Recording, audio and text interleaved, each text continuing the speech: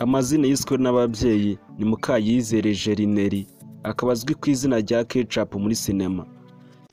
Kukubwira nabi ndumva ntabishoboye, kukurakarira ndumva ntabishoboye, kugira ikintu bakorera ndikumva birimo biranga. Yavutse mu 1998 avukira mu mujyi wa Kigali i Nyamirambo. Ketchup yavutse ari umuhererezi mu muryango w'abana 4. Amashuri abanza n'ayisumbuye yayigiye mu mujyi wa Kigali.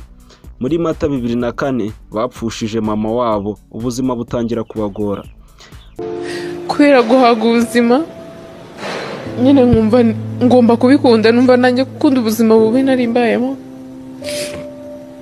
Noneho nkajya njya muri ruhurura nkavoma, noneho nkumva umunsi nanaguye nta kibazo kuko nta muntu n'umwe unyitayeho. Mva mu gitondo nkabyuka nkajya kuvoma aho hantu, nkoga nkafata amavuta y'ubuto. Muri 2012 Ketchup yumvise ko mu mashuri ya Kimisagara bari gutoranya abakinnyi bazakina muri filime n'abajyayo. Kubw'amahirwe yaratoranyijwe yinjira mu mwuga cyo.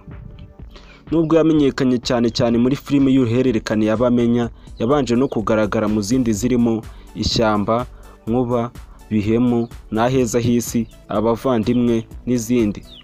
Filime yitwa Nkuba yavuze ko ari imwe mu zamushimishije cyane kuko yakinanyemo na Ngenzi, umwe mu bahanga muri sinema y'u Rwanda. Bamenya series ikaba ariyo filime avuga ko yatumye amenyekana cyane ndetse mugeza no kuri byinshi.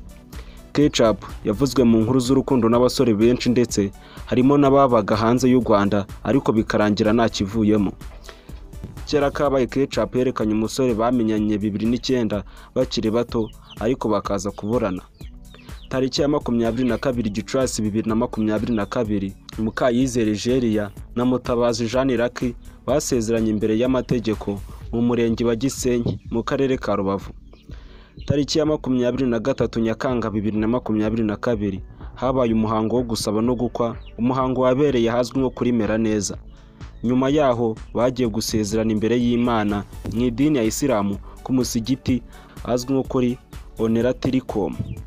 Tariki ya 14 Mata 2023 Ketchup yibarutse abana b'impanga 3, abahungu 2 n'umukobwa 1.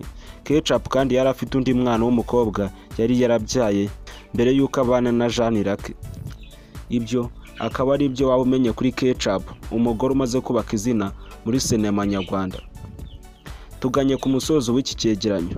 Nukanda subscribe ugakanda like, icyo ubutaha ntikizagucika. Kandi nimba ukunda Ketchup uze gusiga udutima muri comment.